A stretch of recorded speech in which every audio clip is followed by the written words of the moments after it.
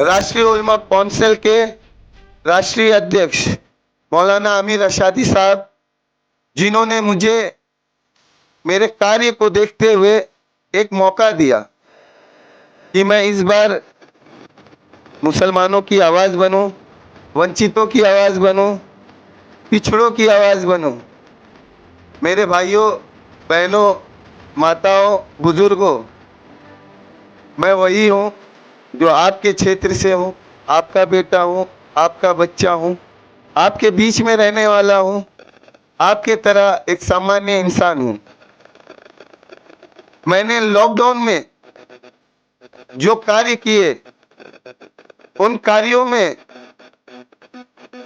कार्यों को देखते हुए मौलाना अब्दुल रशादी साहब ने मुझ पे भरोसा किया। उन्होंने मुझे कहा कि शाह आलम खान, तुमने लॉकडाउन में बाइकला के लोगों के लिए जो सहरी, अफ्तारी, खाना, दवाइयां उन्हें उनके घर तक पहुंचाने का जो कार्य किया है, उसके लिए मैं दिल से तुम्हें धन्यवाद कहता हूं। और कौम की जिम्मेदारी, वंचितों की जिम्मेदारी, पिछड़ों की जिम्मेदारी तुम्हें देते हुए बाइकला से टिकट दे रहा हूं। तो मेरे भाइयों, आप भी 16 तारीख को इकबाल कमाली मदनपुरे पे आइए और मौलाना अब्दुल रशादी को सुनिए। और मैं चाहता हूं कि जो लोग मेरे बारे में नहीं जानते हैं, उन्हें मैं एक शॉर्ट में अपना इंट्रोडक्शन देता हूं। मैं शाह आलम खान मजदूरों का नेता, गरीबों का नेता, मुसलमानों की आवाज, वंचितों की आवाज, बेसहाराओं का सहारा। मेरे बाइकला और दारू खाने में 2 कार्यालय हैं, जिनसे मैं वहाँ की आवाम की मदद करता हूँ, उनके काम करता हूँ, उनके दुख में दुखी होता हूँ, उनकी परेशानियों में परेशान होता हूँ। अल्लाह का एहसान है, अल्लाह ने आज तक जिसे भी मेरे दरवाजे पे, मेरी ऑफिस पे भेजा है, मैंने कभी किसी को खाली हाथ नहीं भेजा। अगर कोई आधी रात को भी मेरे घर पे आया है तो मैं आधी रात को उसके साथ गया हूं, उसके कार्य किए हैं, उसके साथ कंधे से कंधा मिला के खड़ा रहा। पिछले 20 सालों से मेरे कार्यालय का दरवाजा कभी बंद नहीं हुआ। ईद हो, दिवाली हो या कोई भी त्योहार हो, मेरा कार्यालय 24 आवर्स खुला होता है। मैं सिर्फ घर 4 घंटों के लिए जाता हूं, अपनी बीवी, अपने बच्ची, अपनी माँ बाप से मिलने के लिए। दिन के 20 घंटे मैं समाज के लिए हूँ, समाज की सेवा के लिए हूँ। जो मुझे जानते हैं वो जानते हैं कि शाह आलम खान इस तरीके से रात को 4 बजे भी गरीबों के लिए जाते हैं।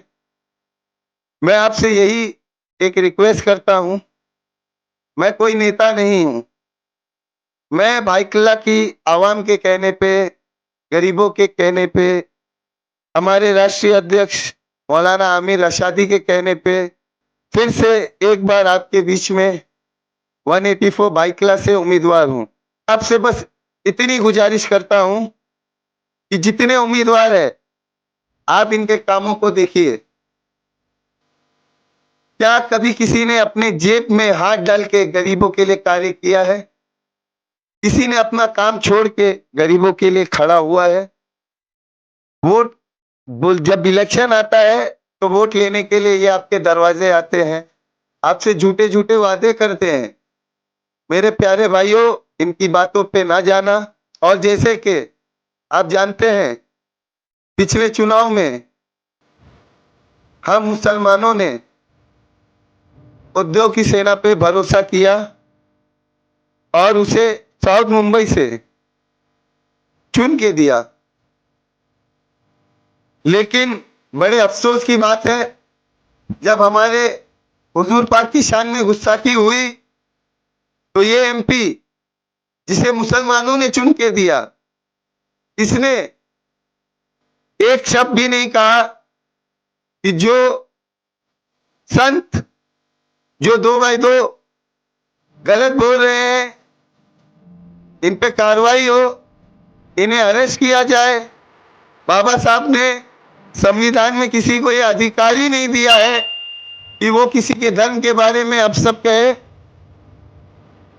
तो मेरे भाइयों, बड़े अफसोस के साथ, बड़े दर्द के साथ, बड़ी तकलीफ के साथ आपको ये बताता हूं कि जब इलेक्शन आता है तो इन्हें मुसलमानों की याद आती है, ये मुसलमानों के हमदर्द बन के आते हैं, लेकिन चुनाव होने के बाद इन्हें ना मुसलमान दिखता है, इन्हें ना वंचित दिखते हैं, इन्हें ना पिछड़े वर्ग के लोग दिखते हैं।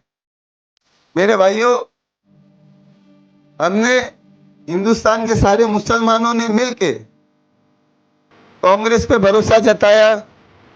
कांग्रेस ने भी उद्योग की पार्टी के जैसा हमें ठगा है, सालों से हमें झूठे वादे किए, झूठे सपने दिखाए। राहुल गांधी आज ऑपोजिशन मिनिस्टर है, अगर वो चाह ले तो केवल 10 मिनट लगेंगे मेरे भाइयों, ये 2x2 के भी अंदर जाएंगे और ये जितने अपशब्द कहने वाले हैं ये भी अंदर जाएंगे। जब कांग्रेस का वो नेता ही हमारी बात नहीं कहता है, हमारे समाज की बात नहीं कहता है, हमारे नबी के गुस्ताख के बारे में नहीं कहता है, तो आप किस हक से कहते हो कि कांग्रेस को वोट दो, उद्धव की सेना को वोट दो? क्यों दे हम इन्हें वोट? अरे आपके बीच का बच्चा है जिससे मौलाना आमिर रशादी ने आपके बीच में भेजा है। अरे भरोसा करना है तो अपने बच्चे पे करो, जो आपके बीच का है, जो आपके बीच में रहता है। अरे मैं ये नहीं कहूंगा कि मैदान महशर में मेरा गिरेबान पकड़ना।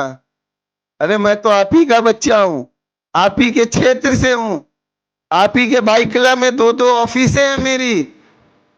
जब आपका दिल करे मोदी कंपाउंड आ जाना, दारू खाना आ जाना। अगर मैं अपनी बातों से फिर जाऊं तो मेरा गिरेबान जब चाहना जहां चाहना वहीं पकड़ लेना। मेरे प्यारे भाइयों, जब हुजूर पाक की शान में गुस्ताखी हुई, सारे नेता जाग उठे।